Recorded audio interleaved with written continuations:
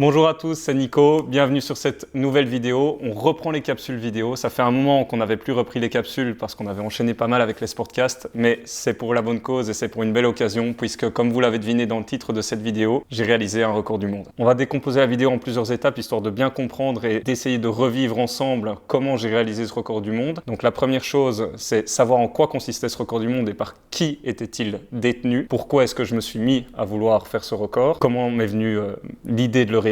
La deuxième chose, avec qui j'ai collaboré pour avoir les armes nécessaires d'un point de vue diététique, d'un point de vue préparation mentale, d'un point de vue préparation physique aussi, pour atteindre justement ce record. Ensuite, la préparation physique, comment ça s'est déroulé, comment on a géré au niveau du calendrier annuel. Et enfin, comment s'est passé le jour J, avant, pendant et après cette compétition et les objectifs qui seront à déterminer par la suite. Bien, alors, forcément le point 1. Quel était ce record du monde et en quoi consistait-il? C'était tout simplement ce qu'on appelle un Extreme Challenge Record, ou plutôt ce qu'on pourrait déterminer comme un super marathon. Donc il y a différentes épreuves au sein des championnats nationaux et internationaux en kettlebell sport, parce que oui, c'est en kettlebell sport forcément que j'ai réalisé ce record. Pour ceux qui ne me connaissent pas, je vous invite à aller voir d'autres vidéos kettlebell sport dangereux pour le dos, kettlebell pentathlon, de quoi s'agit-il? On vous remettra évidemment tous les liens en description. Le précédent record du monde, en quoi consistait-il? Eh bien, c'était réalisé 3 heures avec une kettlebell de 20 kg en long cycle, ou ce qu'on pourrait aussi appeler, dans le langage un peu plus commun, le clean and jerk, sans poser la kettlebell au sol.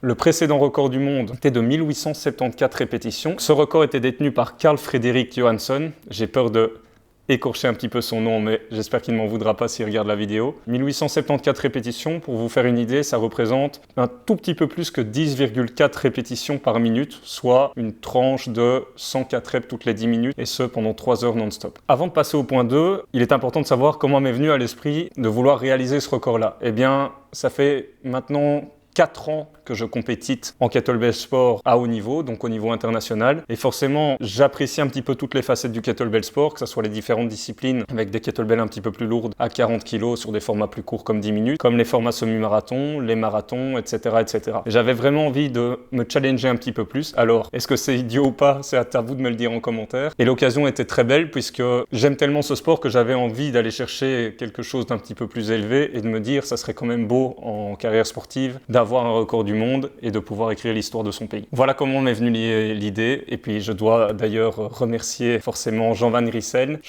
qui est mon sensei, la personne qui m'a formé dans ce sport, puisqu'il s'est dit qu'il ne fallait pas que je le fasse tout seul et qu'il a décidé lui-même de m'accompagner dans cette épreuve. Je remercie encore de m'avoir accompagné durant toute la période de l'IF parce qu'il a eu beaucoup de mal aussi et pourtant il a fait une très belle performance. Il a inscrit lui-même un record de Belgique dans sa catégorie de poids et surtout c'est le président de la fédération ABGS avec qui on travaille quotidiennement pour améliorer le kettlebell sport en Belgique. Quelles sont les autres personnes qui ont contribué à cette réussite? Forcément, d'abord, la première personne que je veux remercier, c'est mon préparateur physique, Vincent Breyer, qui m'accompagne depuis les débuts, donc environ fin 2017. Ensuite, il y a forcément Kylian Hagen, c'est le diététicien qui me suit depuis un an, bien connu des réseaux aussi dans le monde de la musculation, qui a fait un travail extraordinaire et qui a fait un suivi vraiment sur mesure et qui m'accompagnait régulièrement, que je recommande d'ailleurs si vous cherchez un diététicien. Enfin, il y a 2 autres personnes que j'aimerais vraiment remercier qui ont joué un rôle surtout dans les dernières semaines, voire la dernière semaine de cette préparation.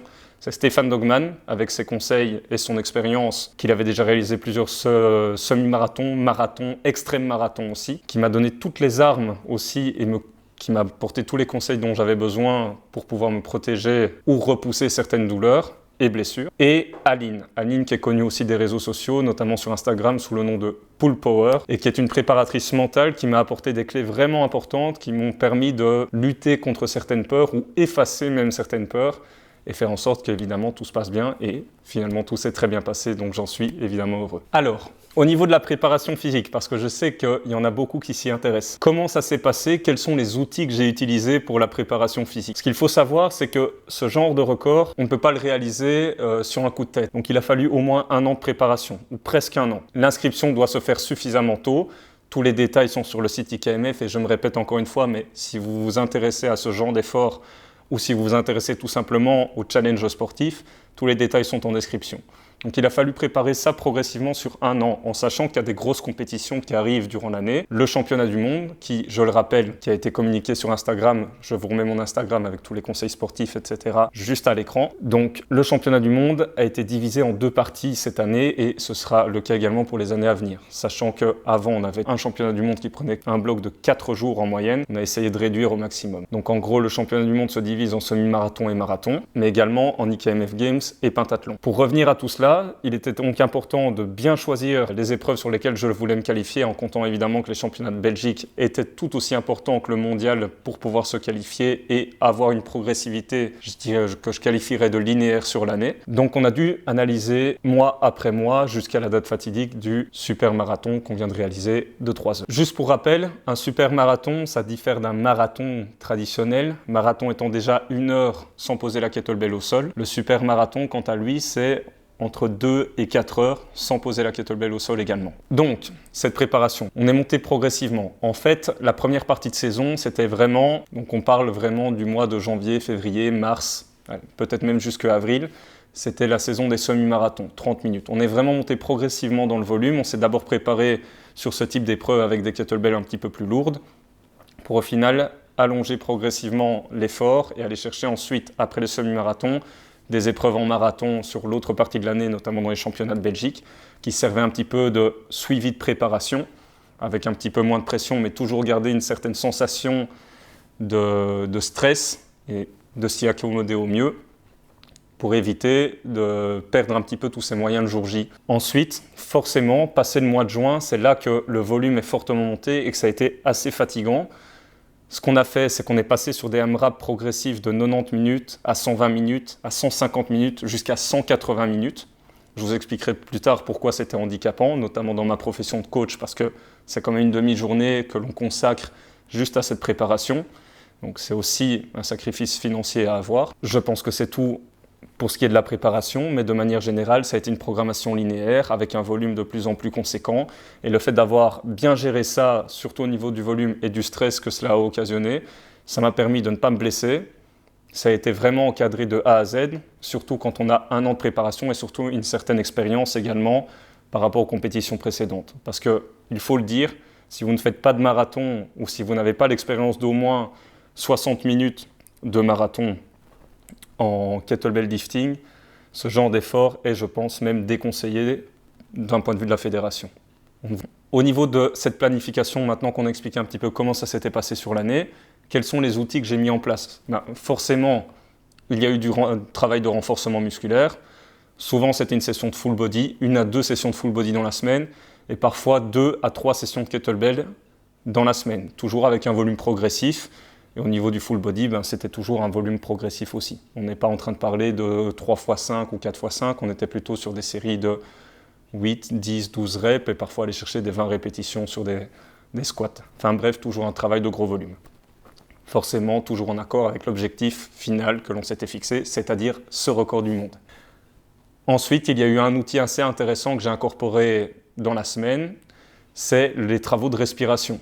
Donc c'était toujours lié par rapport à une gestion du stress, mais ça a énormément de bienfaits aussi. On a déjà traité plusieurs posts avec Victor Depasse, et notamment, il me semble que c'était dans le Sportcast 5, on a traité ça avec Jean-Nicolas Sandermans et Michael Salgado, que je vous invite évidemment à revoir. Si d'ailleurs vous vous intéressez, et là je vous sors le petit placement de produit qui fait plaisir, si vous vous intéressez à tout ce qui est travaux de respiration et en quoi ça peut jouer sur la pratique en tant qu'athlète, mais même en quoi cela peut vous aider dans votre travail de coach sportif au quotidien, sachez qu'on a réalisé une formation avec Victor Depasse et Jean-Nicolas sur les travaux de respiration, les différents types de respiration et en quoi cela est bénéfique. Ok, et maintenant, on arrive au point le plus crucial, le jour J, parce que je sais que j'ai reçu beaucoup de remarques après sur Instagram. Je vous remercie encore beaucoup des félicitations que j'ai reçues. On va essayer de vous mettre un max d'images maintenant. Seb est derrière la caméra. On essaiera de mettre un max d'images justement par rapport à l'événement en tant que tel. Donc comment ça s'est passé? Forcément, avant, il y a toujours un petit stress. Savoir est-ce qu'on va y arriver, on se pose un petit peu des questions. Ça m'est arrivé sur la première heure lorsque je me suis levé. Donc la journée a démarré vers 6 h du matin, sachant que le lift était à 9 h et qu'il me faut en moyenne 40-45 minutes pour arriver sur les lieux de l'événement. Il y avait un petit stress sur la première heure et puis bizarrement ce stress est parti et je me suis juste dit qu'avec tous les gens qu'il y avait autour et les gens qui sont passés au fur et à mesure pour me soutenir, c'était un moment qui était plutôt cool en fait. Donc le stress est assez vite parti et je me suis dit que le mood était plutôt bon, plutôt positif. Ce qui s'est passé dans la première heure, les 30 premières minutes, j'avais une stratégie bien définie. Donc j'avais en tête que pour éviter tout type de stress, j'avais une tranche de répétition basse à atteindre toutes les 10 minutes et une tranche de répétition haute à atteindre toutes les 10 minutes également. Ce qui me permettait d'avoir un certain battement par rapport aux répétitions et me dire ok, quoi qu'il arrive, même si j'ai pas atteint les répétitions maximales que je voulais, ça me permettait de rester dans un mood de confiance et pas me frustrer avec une fatigue qui s'accumulait au fur et à mesure. Et ça, je pense que ça a été déterminant puisqu'au final, j'ai battu le record ou plutôt l'objectif que je m'étais fixé. C'est-à-dire que je voulais rester entre 10,5 reps par minute au minimum, faire environ 105 reps toutes les 10 minutes durant ces 3 heures et qui devait s'accumuler et maximum 11 reps par minute. Et au final, j'ai réalisé 2005 répétitions en 3 heures, ce qui est plutôt positif. On est même légèrement au-delà des 11 reps par minute. La première tranche de 30 minutes, elle s'est super bien passée. On était dans le mood, ça se passe bien, c'était de manière régulière, ça équivaut à un semi-marathon, mais on était tellement bien préparés durant cette préparation physique que c'est passé tout seul. Les 60 minutes se sont très bien passées, la première heure était vraiment nickel à tout point de vue. Et même si j'avais droit à certaines protections, et je reviendrai là-dessus plus tard, Seb, derrière la caméra, tu n'oublies pas de me faire le rappel. Donc même si j'avais droit à des protections, sachez qu'en fait ces protections, elles ont juste servi à repousser potentiellement les blessures. Parce qu'à un moment, avec la fatigue accumulée, on commence à s'ouvrir les mains, on commence à s'ouvrir les coudes, on commence à s'ouvrir la peau sur la crête iliaque, mais toutes ces protections servent en fait à repousser cet état de douleur et repousser les potentielles blessures. Passé les 60 minutes, ce qui s'est passé, c'était assez particulier, c'est qu'on ressent un petit coup de down en fait. C'est comme si on réalisait d'un seul coup qu'on est un peu moins dedans, qu'on commence à sentir une fatigue, que ça se passe potentiellement moins bien que prévu. Et c'est là qu'en fait, il faut s'imposer un rythme et commencer à varier un petit peu sa technique au niveau de l'effort. Je reviens là-dessus, mais on avait déjà réalisé également un post sur Instagram avec Gaïs, que vous connaissez peut-être du nom de Geek and Fit, sur lequel, surtout dans les sports cycliques, et là j'insiste, comme le kettlebell sport ou comme le vélo par exemple, le cyclisme, pardon, c'est que plus on varie sa technique, plus on a de potentiel de chance à réussir l'objectif visé, surtout sur des longs efforts. Ça reste un avis, on avait déjà construit là-dessus, je vous inviterai évidemment à le revoir, tout se mettra en description. Passé les 90 minutes, j'ai retrouvé un mood qui était nickel, je me sentais super bien, vraiment, j'étais vraiment dans une bulle, et ça a duré jusque les 2 heures. Vient ensuite la phase de la dernière heure, et là, ça a été vraiment difficile. À 50 minutes de la fin, j'ai commencé à ressentir des douleurs au coude, que ce soit sur l'extension ou sur le retour en rack. Vous verrez de toute façon certaines images qui vous aideront à mieux comprendre. Et surtout, mon partenaire Jean, qui était à côté de moi, a eu un gros passage à vide, ce qui n'était pas des plus rassurants non plus. Donc je me suis imposé en fait à avoir un certain rythme. Toutes les 5 minutes, je cassais une barrière psychologique en me disant « Ok, tu t'hydrates, tu te recentres et puis on repart ». C'était le seul moyen pour moi d'y arriver et de me dire que de toute façon, si je m'arrêtais, je risquais de ne plus sentir mes jambes, ce qui était déjà un petit peu en partie le cas, et que ça serait tout simplement pire que mieux. Ce qui m'a également aidé, c'est à chaque tranche de 5 minutes, je voyais que ça descendait et forcément c'était très rassurant et ça me permettait aussi de me dire « Ok, ça, tu vas y arriver, progressivement, tu sens que ton énergie n'est pas complètement cassée, tu peux aller au bout. » Et ça m'a vraiment aidé à atteindre l'objectif que je m'étais fixé. Arrivé dans les alentours des 12 dernières minutes, c'est là qu'en fait je me suis rendu compte que j'étais presque anesthésié, j'entendais plus trop ce qui se passait autour et je me suis rendu compte que j'arrivais à malgré tout rester un petit peu comme un métronome puisque c'est passé un tout petit peu en dessous des 12 minutes restantes que j'avais déjà atteint le record du monde en fait. Le record était de 1874 répétitions, je crois que je l'ai atteint vers dans les alentours de 11 minutes 30, 12 minutes restantes. J'ai passé le cap, je suis arrivé à 1875.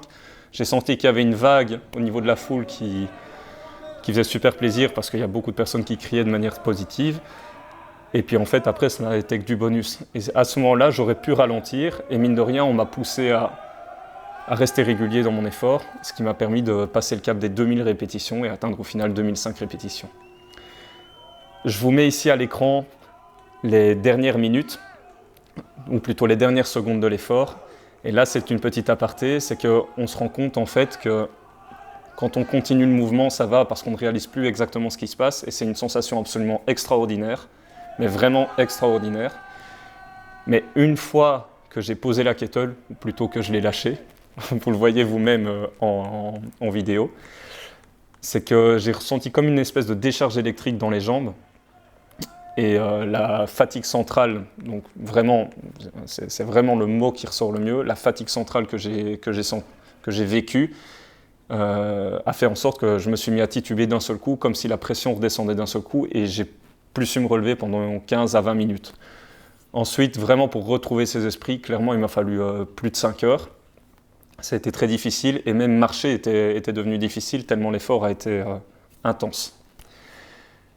En dehors de ça, maintenant que je vous ai expliqué un petit peu et que vous avez vécu avec moi ce que j'ai traversé, comment je me sens? Parce que j'ai reçu pas mal de questions. Comment est-ce que je me suis senti par rapport à cette tentative de record du monde, cette tentative qui a été de toute façon réussie et que je suis forcément recordman mondial maintenant en ce qui concerne le super marathon. En toute chose, avant de vous parler de la dernière finalité et de mes futurs objectifs, je vous avais dit que je devais faire un rappel sur les protections. Seb a bien rempli son rôle.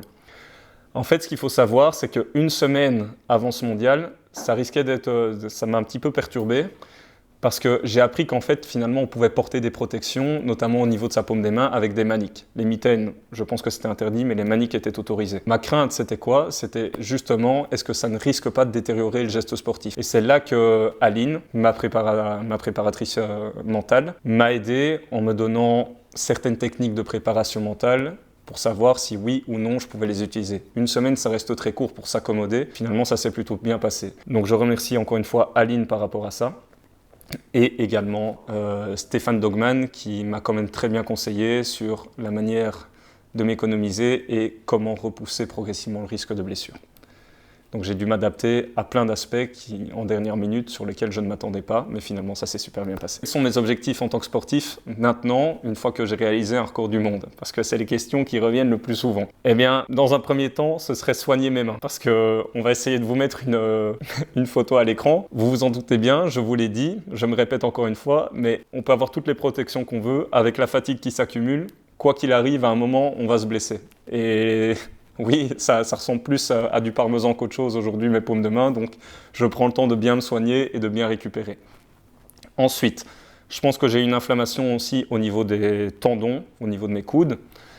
Du coup, je suis en train de faire un petit peu des protocoles, si on peut appeler ça comme ça. En tout cas, je prête attention à ça pour mieux rétablir mes coudes. Je passe notamment par du travail d'isométrie. C'est un des outils que j'utilise pour mieux me soigner. Et enfin, au niveau de mes objectifs, il y a un objectif, et on sait à quel point j'y tiens, c'est que j'aimerais atteindre à terme, et j'ai encore du temps pour ça, donc je ne me mets pas de pression, j'essaie vraiment de savourer le moment. C'est le titre de Master Sport World Class. Pour vous faire une idée, j'ai déjà des titres de Master Sport qui sont des titres vraiment que je suis reconnaissant d'avoir atteint ce niveau-là. Je suis reconnaissant envers l'IKMF de m'avoir remis ces titres-là. Mais le titre de Master Sport World Class, c'est un petit peu comme si vous receviez le titre de Ballon d'Or en football, si vous voulez. Et ça, je l'ai effleuré à 3 reprises depuis 2019 et je le veux vraiment à terme. C'est un de mes plus gros objectifs. Maintenant, il y a d'autres objectifs aussi, forcément. Est-ce que je referai un extrême marathon un jour? Peut-être en team relais ou quoi que ce soit, je n'y ai pas encore réfléchi. Il y a moyen qu'on m'allume un petit peu là-dessus parce que je ne sais pas s'il faut être fou ou pas pour faire ce genre de choses. Mais en tout cas, oui, l'expérience était unique. J'ai passé de très bons moments. Et surtout, merci à toutes les personnes qui sont venues parce que votre soutien a été vraiment nécessaire et ça m'a aidé à aller au bout. Bien, on arrive déjà à la fin de cette vidéo. Les amis, un petit rappel, pour me soutenir, vous avez la possibilité d'acheter mon livre. C'est en description forcément de cette vidéo. Vous avez également la possibilité d'avoir des vêtements sportifs vraiment liés à tout ce qui touche les sports de force, les sports un petit peu extrêmes comme ça, chez mon sponsor Barbell Régiment avec le code MindFitBR où vous bénéficiez de 15%. Et si vous vous intéressez forcément à tout ce qui est matériel fitness et fournisseur fitness de qualité, GearUp avec 5%. Vous venez de la part de MindFit, vous leur envoyez un email et vous aurez 5% de réduction sur votre commande. Voilà. Si vous avez apprécié la vidéo, n'oubliez pas de liker, de partager, activer la cloche pour la prochaine parce qu'il y a d'autres vidéos qui se préparent. Et moi, je vous dis à très bientôt. Bye. Nickel. Et ben voilà, par contre.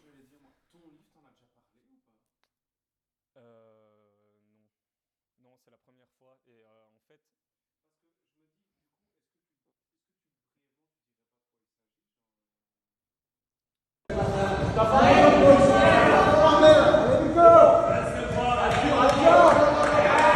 Allez, come on!